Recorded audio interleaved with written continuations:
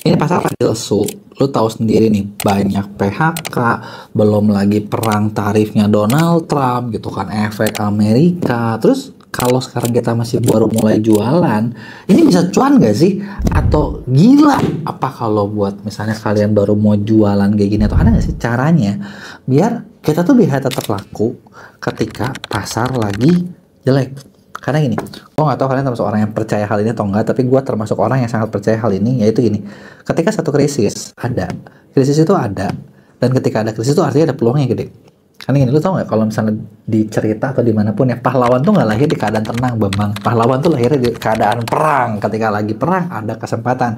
Justru malah ini kesempatan buat cari cuan gede. Hah? Maksudnya gimana? Gini, sebelum gue bahas, buat kalian yang baru nonton, jangan lupa buat lu klik tombol subscribe-nya dan aktifin lonceng notifikasinya. Ya, jadi, nah, bisa nggak sih menang ketika pasar lagi lesu? Karena kan lo tau sendiri berita. Pokoknya sekarang tuh, wah Indonesia gelap deh. Gitu kan, di mana-mana Indonesia gelap, belum lagi wah bursa saham segala macam hancur gitu kan gara-gara perang tarifnya Trump gitu ya. Terus kalau baru mulai apakah kesempatan atau enggak gitu ya. Nah, gue mau flashback sedikit. Jadi tahun 2020 kalian ingat waktu COVID itu pandemi merajalela, terus begitu banyak orang bilang usaha mati, sepi, bener nggak? Tapi uniknya adalah di situ gue menemukan peluang. Gue juga lihat banyak banget seller yang tahu-tahu naik gara-gara peluang itu.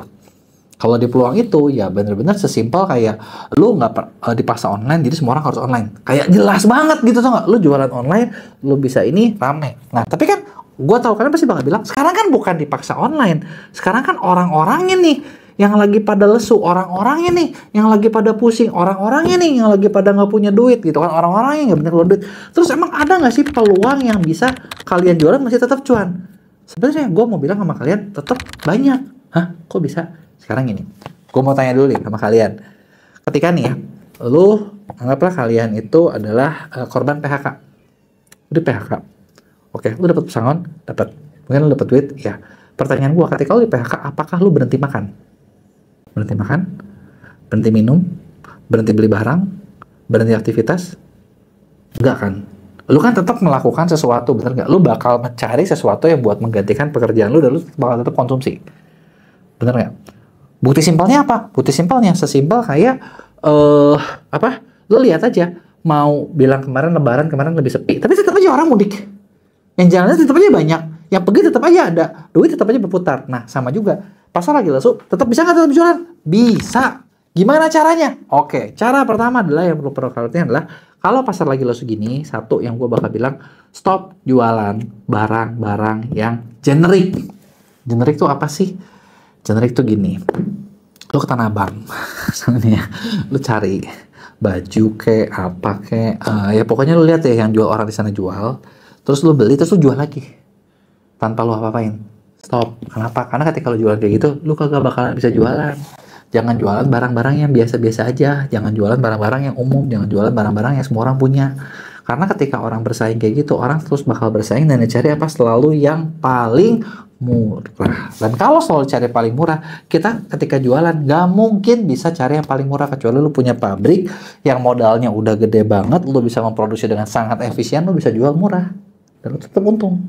Tapi buat cari efisiensi seperti itu di Indonesia susah. Bener kan? Nah, jadi harus gimana nih gitu kan? Lu perlu cari barang yang unik. Nah, gimana cara nyari barangnya? Sebenarnya sesimpel kayak kalian pilih satu pasar yang cukup spesifik, tapi jangan sampai kekecilan. Gitu. Harus spesifik, masalahnya ada, jangan sampai kekecilan. Misalnya ya, ini gue mengarang bebas aja ya. Misalnya, lu tahu berita nih, oh banyak nih pegawai pabrik lagi dipecat. Gitu ya, suatu PT ini, PT itu dipecat nih. Gara-gara demo, gara-gara ini itu gitu kan. Terus solusinya apa? Ya udah, misalnya nih kita bikin peluang kerjaan. Apa ya? Macam-macam lah, lu bisa MLM, bisa asuransi, bisa broker properti, bisa whatever, bisa affiliate buat orang-orang yang dipecat tadi. Lu dipecat kan? Nah, lu mau nggak ada kerjaan nih? Nah, itu adalah sesuatu yang mereka butuhkan. Ketika lo bisa menawarkan seperti itu, nah mereka ini kan bisa, oh gue lagi dipecat, gue gak ada kerjaan, ya udah deh gue ambil aja. Yang tadinya nggak mau mungkin jadi mau, gitu kan. Mereka punya pesangon itu disalurkan ke situ, dan di situ lo bisa dapetin kesempatan, gitu ya. Itu kalau misalnya jualnya kayak gitu. Nah, atau gini, misalnya ini kan kita sekarang lagi bulan April. Kalau ngomongin event atau momentum mungkin di bulan April ini nggak ada. Lebaran kita baru lewat, bener nggak? Terus after Lebaran apa? Mungkin after Lebaran yang terdekat adalah back to school. Anak-anak sekolah bakal beli produk apa nih? Nah, itu mungkin adalah produk-produk yang kita persiapkan. Bener nggak? Nah, atau misalnya nih, udah beres Lebaran, gitu ya. Jualan apa lagi sih? Jualan barang yang laku, gitu ya. Ya kan tadi back to school bisa. Apakah orang udah Lebaran? Apa yang kejadian nih kalau orang udah Lebaran? Mungkin kemarin banyak makan. Bener nggak? Kolesterol naik. Atau mungkin berat badan naik. Ya mungkin lo bisa jual solusinya.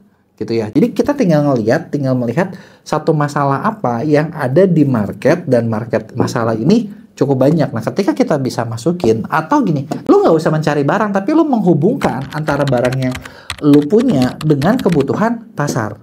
Contoh gini ya, gue cerita bulan kemarin, bulan puasa, kemarin itu gue iseng di salah satu sister company yang kita punya, ada namanya Affiliate Academy.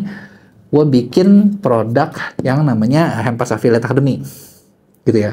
Sebenarnya barangnya nggak ada hubungannya, guys. Barangnya adalah tas. Kenapa tas yang dipilih? Jujur, kemarin kita sempat nyari makanan, nyari ini. Waktu kita mepet, waktu kita mempersiapkan hampers ini kurang lebih cuma tinggal sebulan sebelum bulan puasa. Kita waktu itu agak mepet, jujur. Persiapan kita kurang panjang, waktu itu nggak sempat waktunya. Dan salah satu foundernya, salah satu partner gue punya produsen tas yang harganya cukup oke. Kita bisa jual, kita bisa kasih komisi yang lumayan besar gitu kan, dan itu masih menguntungkan lah gitu ya, masih menguntungkan. Kita bikin hampers, kita tambahin nih dari barang dia, kita tambahin value lain gitu kan. Nah, harga kita jual itu 200 ribuan gitu kan. Nah, harga barang ini ketika gue jual gitu ya, ketika tas ini gue jual dihubungkan dengan hampers lebaran, ya padahal nggak ada hubungannya.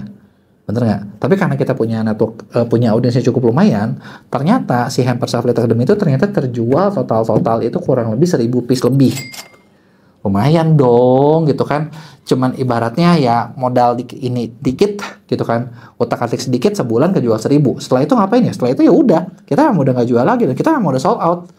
Gitu, stok barang awal berapa, nambah total 1000 lebih kejual. Nah, itu kan adalah sesuatu yang maksudnya gue bilang, oke, ada momennya apa yang bisa gue manfaatkan, gue utak-atik, itu dijual. Nah, terus gimana cara jualnya gitu? Tadi kan gue cuma bahas apa ngomong riset pasar. Lo harus tahu masalahnya apa. Kalau udah tahu masalahnya apa, lo kira-kira bikin produknya sesuai, bikinlah sesuatu USP, bikinlah sesuatu yang unik. Kalau kemarin yang bikin kita bervalue adalah karena produk ini kita bilang ini produk pilihan expert tas. Sebenarnya sesimpel itu sih. Jadi kalau dibilang waktu itu gue ngejual ya salah satu kreator yang ada di Affiliate Academy, salah satu partner gue, Ko Dennis, dia kan terkenal sebagai ekspertas, ya kita jual itunya. Ini loh produk pilihan rekomendasinya dia. Yang sebenarnya dibilang USP-nya kuat banget, enggak.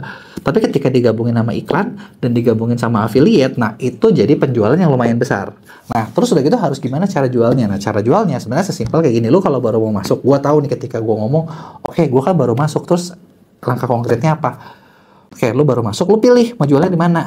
Mau jual di TikTok, apa mau jual di Shopee gitu ya? Bisa, mau dua-duanya juga bisa gitu ya. Lu mau jual Tokopedia juga bisa gitu ya. Nah, ketika lu udah pilih platformnya mau yang mana, langkah berikutnya adalah ya lu tes barang lu ini. Itu yang kita lakuin juga kemarin. Jadi lu udah bikin produknya, bikinlah produknya sebagus mungkin. Gitu. Kalau lu nggak ngerti gimana caranya, mending lu nonton video gue yang ini nih. Ini kita bahas detail.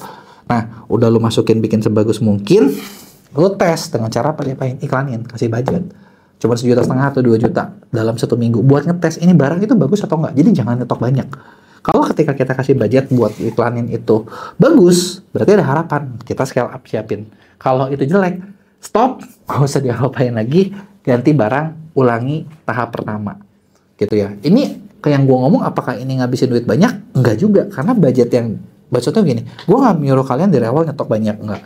Lu tes, stoknya dikit aja, jangan banyak-banyak. Udah gitu, lu coba ini iklan. Ada nggak responnya? Ada nggak hasilnya? Gitu kan. Nah, ketika itu ada hasilnya, barulah lu scale up-in. Gitu ya. Nah, kita sendiri di MEA nih, kita banyak kerjain klien, bantuin klien buat seperti itu. Kita punya satu service namanya jasa launching produk. Jadi jasa launching produk ini dibuat memang cuman buat apa ya? Buat ngebantu klien, ngebantu seller ketika kalian mau jualan barang gue kira-kira bisa bagus nggak ya? Potensialnya nih. Kita tes di situ. Gitu kan, harganya juga murah, budgetnya nggak terlalu mahal, tapi kita udah tahu nih, oh ini tuh hasilnya bakal seperti ini, kelihatan respon pasarnya ada apa nggak. Kalau respon pasarnya itu ada gitu ya, lu dapat report yang jelas, lu tahu nextnya harus ngapain. Kalau respon pasarnya kagak ada, ya udah, lu ganti produk, kita bikin lagi sesuatu yang baru yang kita nanti tes ulang, kita launching ulang, kita benerin lagi, kita jual lagi gitu loh. Jadi itu tuh cara ngelakuinnya gitu ya. Nah, kalau ini udah bagus, baru nanti lu bikin banyak konten, lu cari affiliate, lu nge-live streaming, lu ngapain, di situ lu hajar deh. Dan kalau buat lu yang pengen belajar, ini di channel gue banyak banget video-video tentang itu, lu tinggal lihat aja video-video lainnya. Nah, kurang lebih itu masukan gue tentang pasar lagi sepi. Bener gak sih? Kalau gue rasa enggak juga ah, banyak kok yang bisa laku-laku aja. Lu laku nggak nih? Emang gue tahu nih lagi lebaran pasti mau turun. Tapi udah mau nggak nih buat naik lagi gitu kan? Buat lo yang mau naik lagi, buat lo yang masih punya pertanyaan, tulis di komen. Jangan lupa like dan share.